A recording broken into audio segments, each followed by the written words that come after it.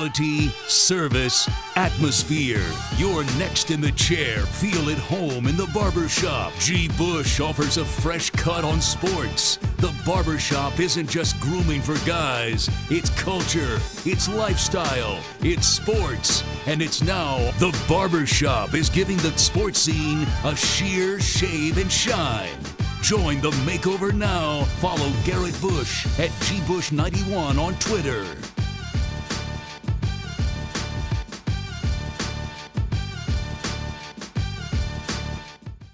You know, I'm always fascinated with the military channel and strategy and things like that. You know, I've done articles and I've done, blogs on people, great military leaders like Hannibal and things like that on this channel. And I believe that, you know, those are important individuals, important things to touch on, because to me, football is the ultimate game of strategy.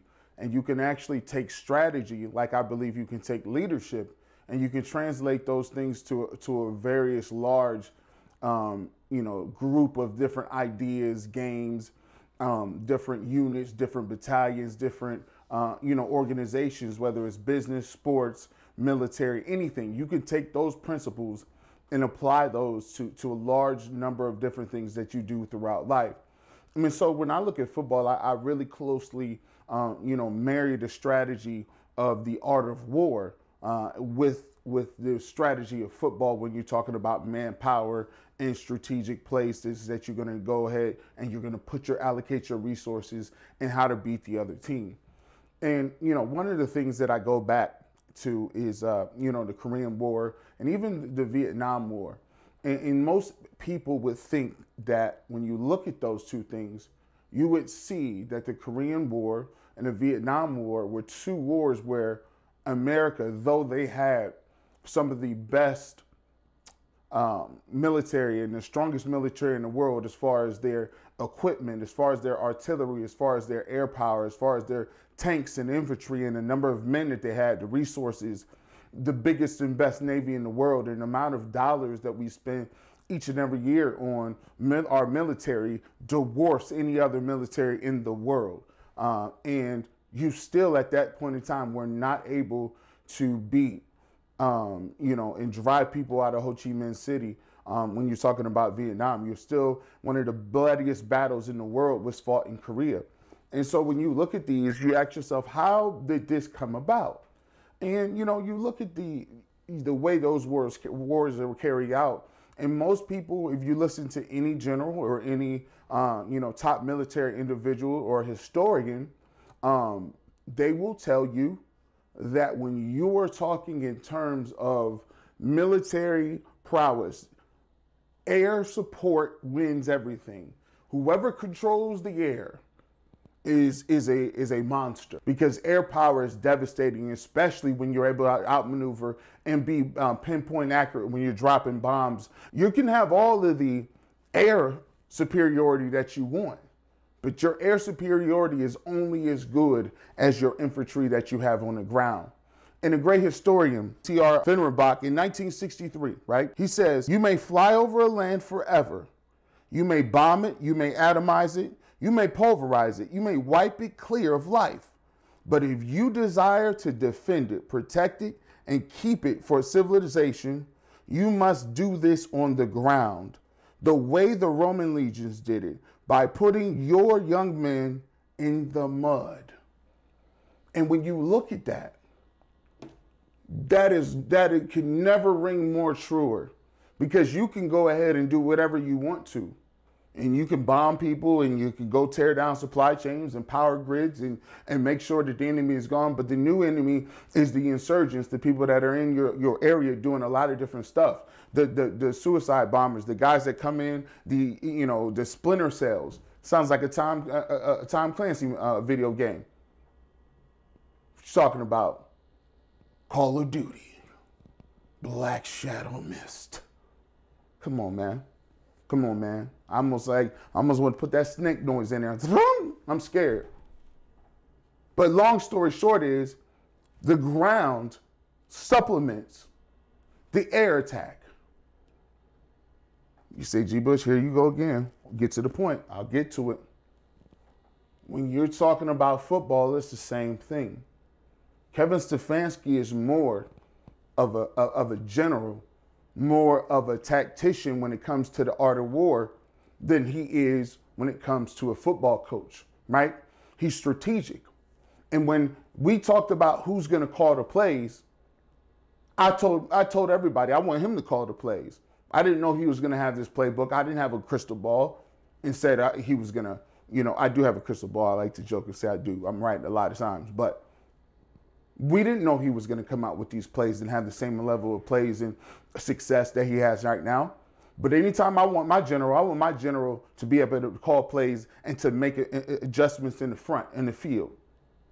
So when Kevin Stefanski was calling the plays, and you look at how this game has transpired over the length of the season, you can tell that he believes, just like the great generals and some of the great generals in the American Army believe, that yes, the air attack is the most important, just like it is in the NFL.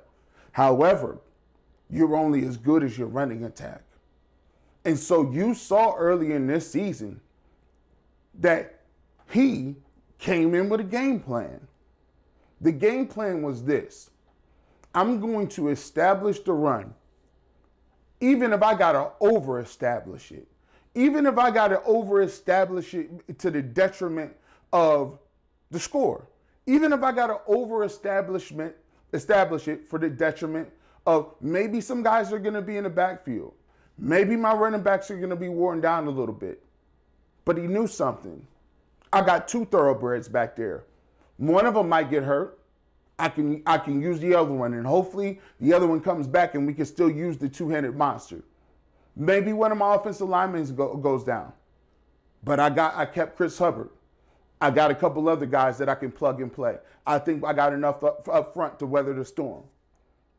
He knew going into this season that the thing that was going to get his passing attack where it needed to go was the run game. And the play action was his ultimate weapon. When people come up to the line of scrimmage and they have seen this on the film 6, 7, 8, 9 times in a row, where it's runs, strong runs, they're giving the ball off. He understood that later on in the season, they would commit and keep committing and keep committing and dare Baker Mayfield to beat him. But here's the thing. Kevin Stefanski said, I think I'm a good enough coach. I think Baker has a good enough talent that I can coach him up, and that the looks in my offense are going to be so wide open that anybody can hit these. These looks are going to be so wide open, he's going to hit all of these. And what have we seen? He's gone throughout this season, and they've won these games, and people will say, well, Baker hasn't had to throw these throws. Baker hasn't made spectacular throws. Well, guess what? When you game plan it like this for a whole year, the throws are simple because they're wide open. They're wide open because they schemed them open that way. And they're also wide open is because he used his ground infantry to open up the game plan. When you're in the military and you got troops, and you got the advantage on the ground by when you're talking about your tanks, which is your offensive line. You got your infantry, your manpower, which is your running backs.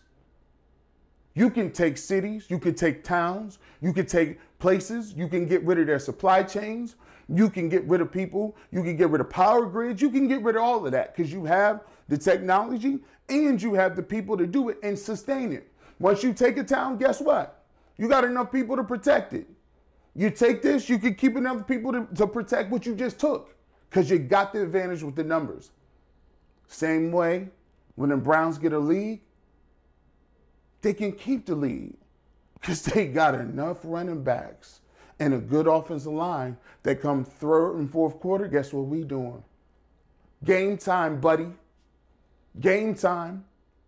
The same way, if you got a superior ground advantage, when you go and you take over a city, guess what you can still do? You can still occupy that city, leave your soldiers there, and still keep the peace and make sure the civilian population is not being overrun with insurgents coming back because you have to continually fight somebody on that home front, move to another city, and then they pop back up and start having insurgents again. So you can see Kevin Stefanski has been thinking like a general all along. He's been understanding that to get Baker Mayfield where he wants to go, and even if he thought, hey, maybe he might not have the arm, may not have the ability, may not have what I think maybe Patrick Mahomes may have. What he is going to have that Patrick Mahomes might not have is once we establish this run game, he's going to have people running around wide open. And you saw what a balanced run and pass game gives you. A balanced run and pass game gives you essentially the United States military. You say, what does that mean, G. Bush? It means you're the baddest on the planet. Can't nobody do nothing. United States got the best Navy. United States have the best military in terms of technology. They have the most nuclear weapons. Even though, guess what? I mean, I always found it ironic that we're the only country that ever dropped a nuclear weapon, but we go around and tell people don't do it no more. I digress. However, we spend the most money on military every single year. We got the strongest Navy. We got the most nuclear power generated subs. We got the most it's daunting the amount of military power and prowess we have in this country. It's daunting. But it's balanced. It's just not, oh, we got the best Air Force. Oh, well, we got the most tanks. Oh, well, we got the most men. Oh, we got the best intelligence. Oh, well, our technology and our tanks are the most updated. Well, look at our submarines. No, the United States has the best of all the above, letter D. And that's what happens when you can get the best of everything. And so you're getting a glimpse. The Browns haven't been the best at everything this year. But what you are getting is you're getting a glimpse at what it could look like and what it does look like when you're hitting on all cylinders. When you hitting on all cylinders, man, you see the way the Titans got handled. When you hitting like that and you got the run game that they continuously have to be up there to stop, but Baker is out there throwing the ball, you can't stop that. You cannot stop that, bar none. There's nothing you can do about that because now you got to pick your poison. That is why when I came on the screens and talked about this before, I said it's going to come a point in time Baker has to do such, and not such. That time is here. And if he continues to deliver like that, the Browns are going to be a tough out against anybody on their schedule. Because if you're going to give me, he don't got to give me 334 and 4 touchdowns and a 150 quarterback rating. He ain't got to give me that every time. But if you're going to tell me he's going to be 250 yards and 2 touchdowns, no interceptions, well, then the Browns are going to be damn hard to beat. He's going to be damn hard to beat because contrary to popular belief, the Browns have been sneakily on the sneak tip. Their defense has been playing damn good football as well. A secondary with the land of misfit toys. You know how the land of misfit toys work back there. You know, they're the Christmas toys from 3 years ago. Yeah, the ones with the doll with the one arm. The board game that don't got no dice to it no more, and the remote control car that lost the wheel but don't got the V8 battery in it no more. Like the land of misfit toys in the back end. We don't got one projected starter that was supposed to be starting at the first part of the year back there. We playing games with COVID just like everybody else. And quiet as kept, you got guys like Matt Wilson and Taki And guys like that, and Smith at the linebacker position, making plays. And even more impressive, Goodson, even more impressive than that, they're not penalizing themselves. They're not getting in the way. That's why Kevin Stefanski is a tactician. That's why he's a general. He has them moving in a very general, in a very militaristic type of move right now. That's the mood in the locker room because they're not getting penalized. They're not doing dumb stuff. I don't even remember the last time I seen a penalty. To be truthful, I just don't. They're very clean. And so when you look at all this stuff, you know, and I'm just being plain and clear about it, the Cleveland Browns, you know, got a shot. And keep it locked. We're going to get to this Baltimore Ravens situation. We'll get to that. We're going to get to that next. We'll get to that preview. I'm looking forward to this preview. But as always, man, like, subscribe. Salute to everybody out there, man. Browns is 9-3.